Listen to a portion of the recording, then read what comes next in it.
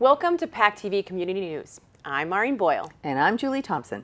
This week on PCN, we meet the Plymouth Pilgrims at the Kingston Collection. We enjoy an evening on the Cape Cod Central Dinner Train, and we attend a Mermaid Ball to benefit the National Marine Life Center. We address scams and seniors with the Duxbury Police Department, and we see a rehabilitated seal released back into the wild. We also have a new Home Matters with Leon Lopes of RE Spectrum on set, but we start tonight's show in Pembroke. The 7th annual water balloon fight took place on the very last day of school for Pembroke students this year. PCN stopped in to chat with the founder and dodged a few balloons to get you this story.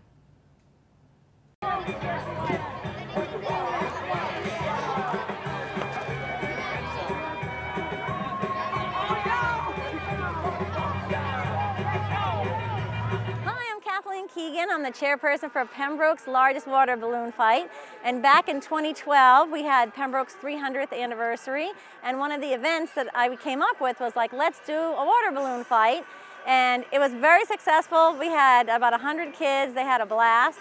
At the end of it, they came up and they're like, can we do this again next year? I'm like, let's do it. So now here we are 7 years later of doing Pembroke's largest water balloon fight. And each year gets a little bigger and a little bigger. We have my Real Estate Rocks moon bounce. We have sports clips in Marshfield giving out coupons and spraying kids' hairs all different colors. And what we're doing today is celebrating the first day of summer vacation. So the kids are ready, they're primed, they worked hard all year long, and they're ready to have a little fun and let loose. So it's hilarious to watch it, the countdown and watching the balloons fly. And the kids, like even just watching the slow motion on the videos of watching them put their hands up and be like, no, as the balloon is splashing into their face. It just sort of, that makes me laugh every time. We divide the field up into age groups, and we have a little buffer zone so the kids can't cross that. And I'm going to say a code word, which is bingo, and the balloons are going to fly, and it's pretty hilarious, and it's over very quickly. So no throwing balloons until we hear what word? Bingo! Oh, you guys are good. And guess what time it is? In the military, we say it's 1,800 hours, but it's really 3, 2, 1, bingo! Woo!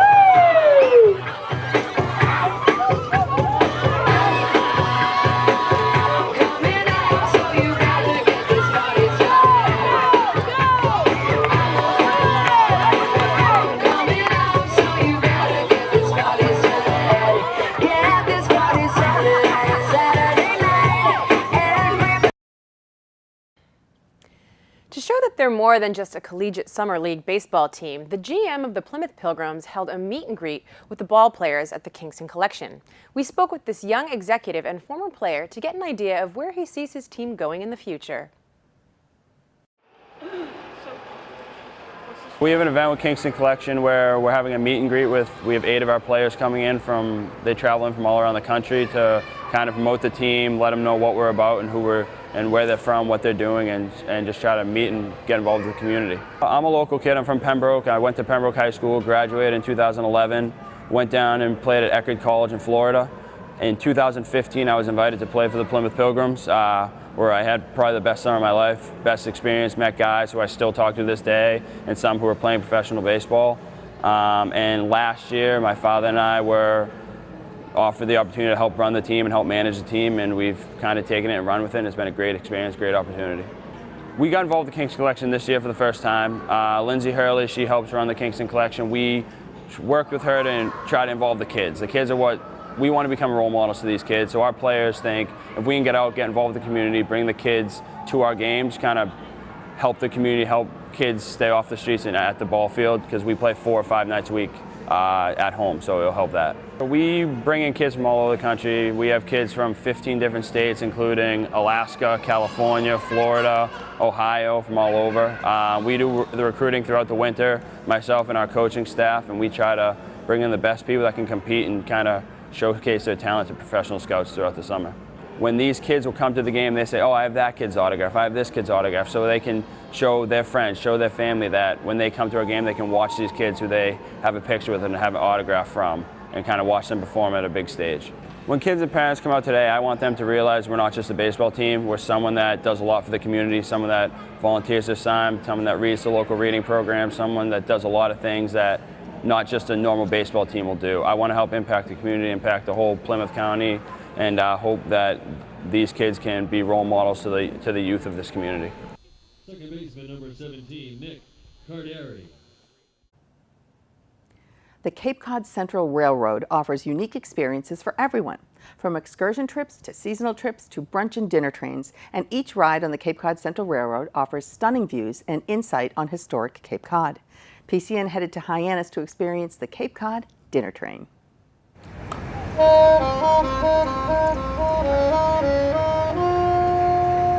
When we arrived at the Cape Cod Central Railroad's Hyannis Depot, we were greeted by the sound of a saxophone and by one of the friendliest conductors I've ever met. He's been with the company for 5 years and really enjoys what he does. And I love it. It's a great opportunity to meet people. It's a great opportunity to invest in people's happiness, smiles on their faces. The kids that love the trains. I mean, everything about it is perfect for an older gentleman like myself. The people are they're interesting, they're unique. That would be the best part of the train for me. The staff and the crew is awesome. The equipment itself it's interesting. There's always something to be learned, something to do. Something to do. That's exactly what the owner wanted to offer in 2005 when he purchased the Cape Cod Central Railroad, which has been in operation since 1999. We offer numerous different trains. We have scenic trains, we have brunch trains, lunch trains, we do Thanksgiving seasonal special trains, we do Christmas trains for the kids. The past couple of years we've been operating trains for field trips with the kids, 4th and 5th grades, which has actually really taken off. Most recently we have partnered with Pembroke Glass here on alongside the canal. Those folks have a glass blowing factory, and we partnered with them. We put a stop in. People that are on our train, D-train, get off, they go to a tour of the Pembroke Glass factory. The dinner train departs most often from either Hyannis or Buzzards Bay. Leaving Hyannis, we'll come along Cape Cod Bay. You'll see several different glimpses of the Great Salt Marsh, several cranberry bogs that are in operation that are fairly scenic. They look really nice in the fall. Now we come along to Cape Cod Bay and the mouth of the canal. We go along the canal for about 6 miles. The big draw is we go over the Cape Cod Canal lift bridge. It's one of the longest span vertical lift bridges, and people really like the notoriety of going over it. Several times during the year, the dinner train offers special themed trains. We run a special wine tasting train, wine pairing train. There's a rails and ales train that we do once or twice a year. There's an Italian night, for instance. Of course, the dinner train wouldn't be a dinner train without the delicious 5-course meal on board. We spoke with the chef who's been cooking up these meals for the past 25 years. The last 35 years I've owned my own business, owned restaurants, owned catering business, and this is one of my contracts as far as my catering contracts. And it's kind of a unique operation. Being a chef for so many years now, I kind of treat this one as my baby just because it's a different thing to do. It's harder to cook in a kitchen being bounced around while you're cooking in a small quarter. So it's a challenge. It's always been a challenge for me. And you'll never get sick of the scenery, Even in the kitchen, I have a big screen door that I can look out all the time. So when you're by the sea and in the canal and so forth, it always changes, with the weather and stuff. So it's kind of fun. The entree menu on board changes month to month, but all meals include an hors d'oeuvre, seafood chatter, a salad, and dessert. But it doesn't take the chef long to pull the meal together. This afternoon I picked up the fish for tonight actually at a local fish market right up the street from here. So I probably got here around 3 o'clock this afternoon and did most of the prep this morning, but then shot home and came back, picked up the fish on the way in here, and that's pretty much it. It's kind of a routine thing. I've done it for so long that it's actually kind of easy for me to do. The Cape Cod Dinner Train truly is an experience, and for someone like me who's loved trains since I was a kid, there's nothing like crossing the Cape Cod Canal Railroad Bridge. Reporting in Buzzards Bay for PACTV Community News, I'm Walter Cicchetti. And like a lot of people, I had no idea how vast the service was on these trains, and that you can depart from 3 different locations. And what a unique idea for like a date. Something very different. Yeah, that's certainly one for the books, you know. Yeah. I think, you know, anybody would remember that. But to speak to the kitchen aspect, I mean, it's really incredible. It's like a fully functioning kitchen, gas range stoves, everything's fresh. On the train. I was just like, wow. Wow. And then again, you know, it's still a train, so it's got that Yep. that rocking to it. So I was just impressed by the staff, how Yeah. friendly everyone was. The management was lovely. Yeah. The food was excellent. So yeah, it's A unique quite a experience. unique experience. Like almost any nonprofit, the National Marine Life Center in Buzzards Bay is constantly looking for new sources of funding to keep its ship afloat. Oftentimes, those monies come by way of fundraising. A portion of that funding is secured by their annual Mermaid Ball, this year held at the White Cliffs Country Club in Plymouth. We spoke with the event's co-chair as well as the National Marine Life Center's president to learn more. We're having this at the wonderful venue of the White Cliffs Country Club in Plymouth, Massachusetts. It's just beautiful here, overlooking the ocean, where that's actually where we release our sails off of Sketchet Beach. So it's a really special place to be tonight to link the mission with our fundraising event tonight. Today we're having the 11th annual Mermaid Ball. It's just an amazing time to raise funds and celebrate the mission that we do here at the National Marine Life Center, which is to just rehabilitate stranded and injured sea turtles and seals. We help educate the public, mainly children, on ocean conservation, and always advance science at the same time. The National Marine Life Center is the only seal rehabilitation hospital in Massachusetts. There's a small hospital in Maine, and then the next closest larger hospital is in Mystic, Connecticut. So we accept seals that strand from Maine, New Hampshire, Massachusetts. Even last year we had a couple seals from New York. All of our groups work together really closely to try to help the animals as best as we can. Mission for tonight, when it comes down to it, it's raising money so we can help continue our mission of just taking care of the animals, educating the public, because we're all part of this larger ecosystem, and one small part of it, if it's gone, can impact the rest of us. It's a chance to just have a good time, celebrate the Cape, and look at what we're having. We have a lot of different games and events going on tonight, definitely dancing, a lovely plated dinner. It's going to be a great night. We do have a silent auction. A lot of wonderful items have been donated by several different vendors and people here that are associated, just want to help us out. When people leave here tonight, we just hope that they realize how much of an impact they've made to our world, our environment and our world, and that they've just had a really positive, great experience here and enjoyed getting to know their community a bit better too.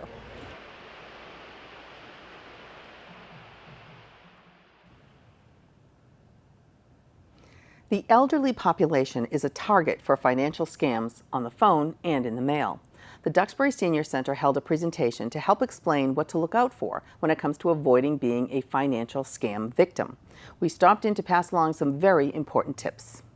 This call is officially a final notice from IRS, Internal Revenue Services.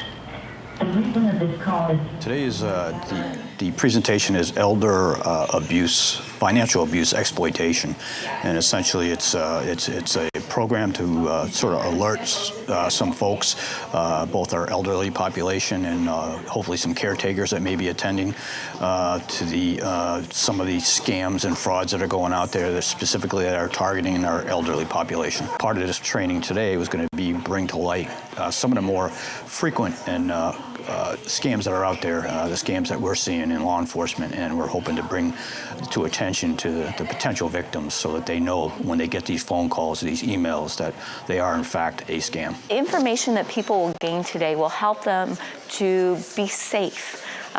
So often you hear things in the news where someone was scammed, either on the phone or in the mail. This will give you the tools that you need to make sure that people out in the community don't take advantage of you. If you feel you are being taken advantage of, the first thing to do is call the police.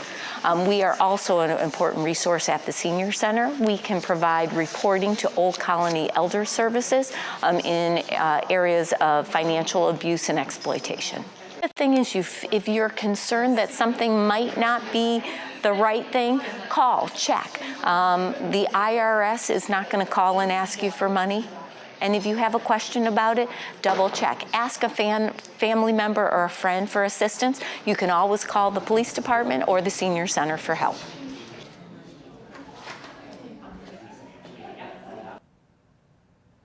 The National Marine Life Center in Buzzards Bay, where we featured a story earlier from this evening, is one of the few places along the East Coast from Maine to Connecticut that takes in stranded and injured seals. Once the seals are taken in and they have recovered, matured, and become independent enough to be deemed fit for survival, they are released back into the ocean. PCN went to Scusset Beach in Sandwich and joined other spectators who arrived from all around to watch the event.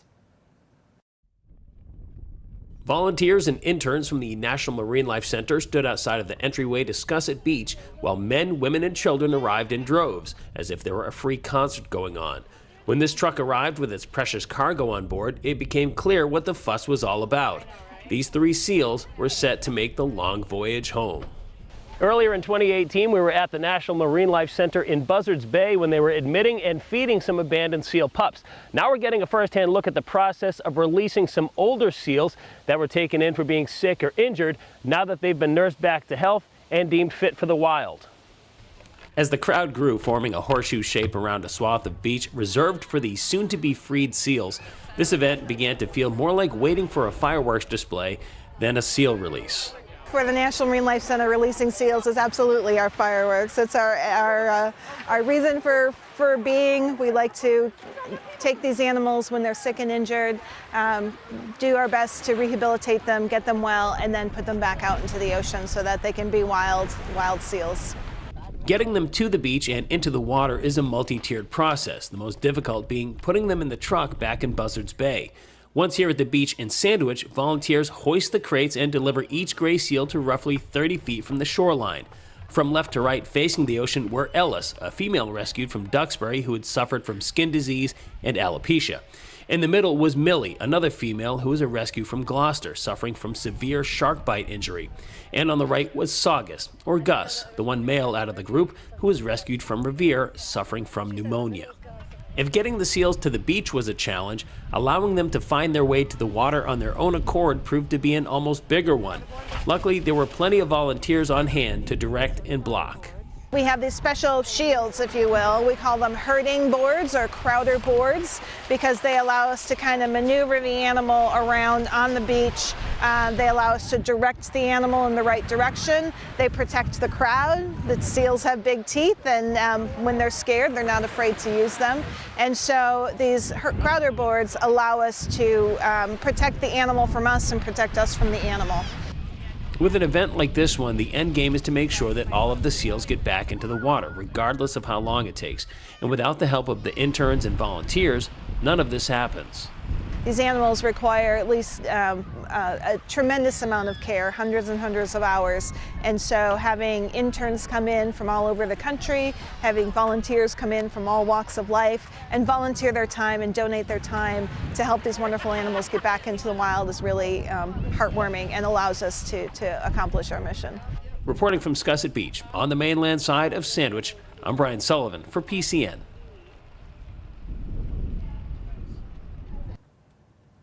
Welcome to another session of Home Matters. Today we have Leon Lopes, who is substituting for Mike Gamaris, who is the owner-broker of RE/MAX Spectrum. Thank you so much for being here, Leon. Thanks for having me. It's very good to be here. It's wonderful to have you back. Lots going on in real estate. Now, you have been with RE/MAX for almost 6 years, and you've been in real estate in this area for? Close to 24. Actually, with RE/MAX Spectrum for almost 6 years, and RE/MAX as a whole for almost 15. Wow. Yeah. So you really know real estate in this area very, very well. Hope so, yes. You should by this point, right? Okay, so usually we talk about the state of the market first, and for the last year or so, it has been a seller's market because there's way more houses than there are buyers. Is that still true? Actually, less houses than there are buyers. So the seller's market, yes, it's still continuing to be a seller's market. And especially when you get into the lower price points, there's so little for sale and more buyers that are out there wanting to buy that it becomes one of those multiple bid, scenarios or over asking price scenarios. And it's the first-time buyers probably that are really impacted the most by that. The higher the sale price or the higher the list price of a home, there's a little bit more breathing room. Again, not all things being equal. Yep. And it's hard to say across the board. From town to town, it can vary. So if I'm selling my house 10 years ago, if I got an offer, but it was a contingency offer, the people that wanted to buy my house had to sell theirs, I might take it, I might not.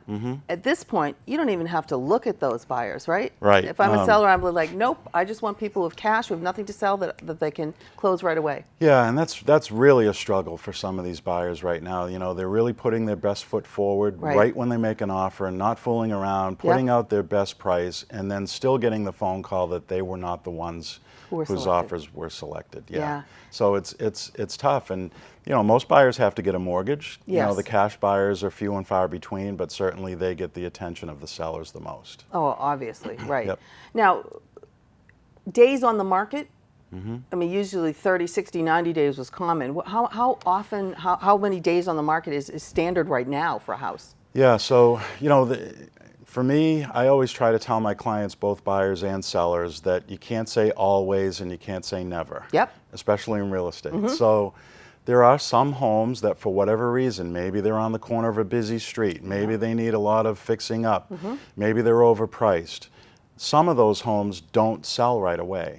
So the average number of home days on the market for homes in the area is lower than it was 10 years ago, but it's not 5 days. You know, the average number of days on the market might be 30, might be 45, might be 60, depending on the price range. However, there are many homes that when they come on the market, especially the lower the price, they're selling in the first weekend. Right. They really are. And, you know, in Plymouth, I'm based in Plymouth, so for an example, if we see a listing come on the market for under 400,000 or even under 350 especially, and it's in a good location and great condition and priced right, it's gone in the first weekend, probably with multiple offers. Of course. And then that seller probably gets to entertain way over their asking price. Well, you have to be careful on that because there's still some checks and balances in place. So if a buyer's getting a mortgage, once the buyer and seller agree to a price, they still need to make sure that the appraiser for the mortgage company agrees on that price and the underwriter for the mortgage company agrees on that price. Right. So, you know, going There's over is a little great, wiggle room, but yeah, you can't get too out of control. We're not in Boston, we're in the South Shore. Yeah. Now there's also a new thing that's coming soon that never was before, so you're almost previewing the fact that something is going to come on the market? Tell me about yes.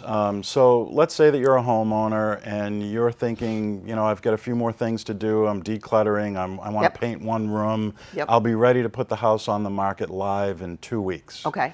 So if I'm the real estate agent working with you, then I say, okay, let's do the Coming Soon program for those 2 weeks while there are no showings on your property.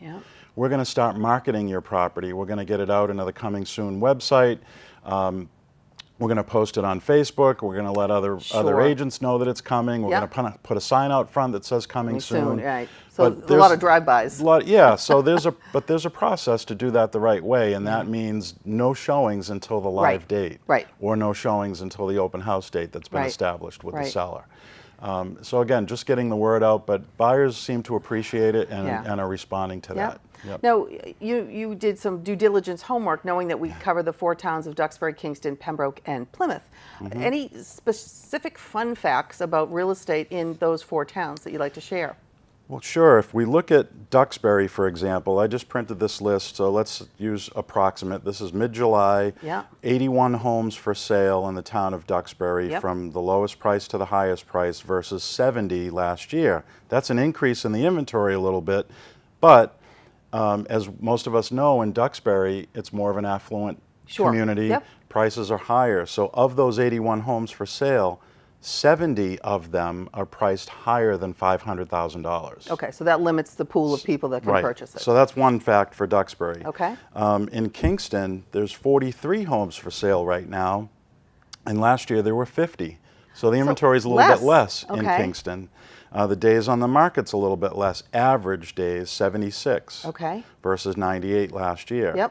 So, and again, in any given price point, like for instance in Kingston, there's only 5 or 6 homes priced under $400,000 in Kingston. Okay. So again, it's Yeah. you know, demonstrating it's a little tougher for the first-time buyers right Sure. now with lack of inventory.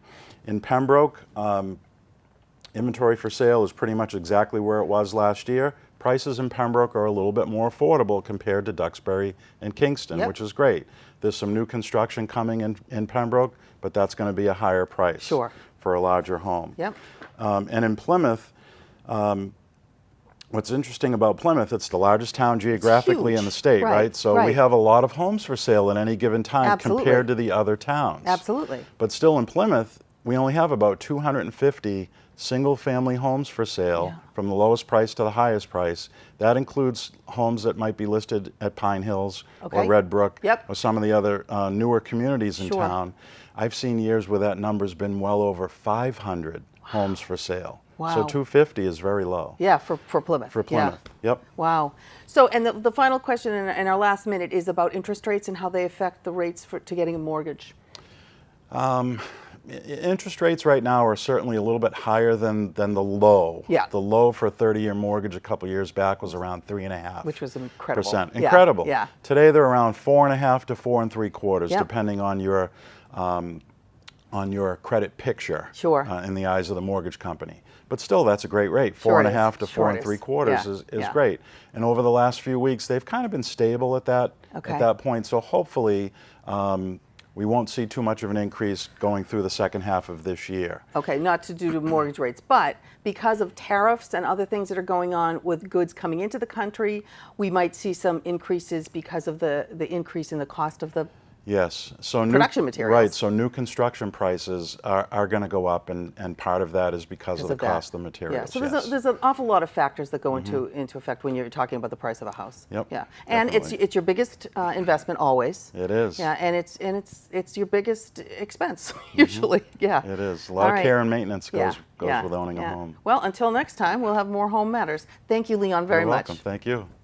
And thank you for watching. If you want to see the show again, you can check out our website, and PCN's also on YouTube. Be sure to follow us on Twitter and like us on Facebook to get up-to-date info. We will see you next week with a brand new PCN from all of us at PACTV. Have a great week.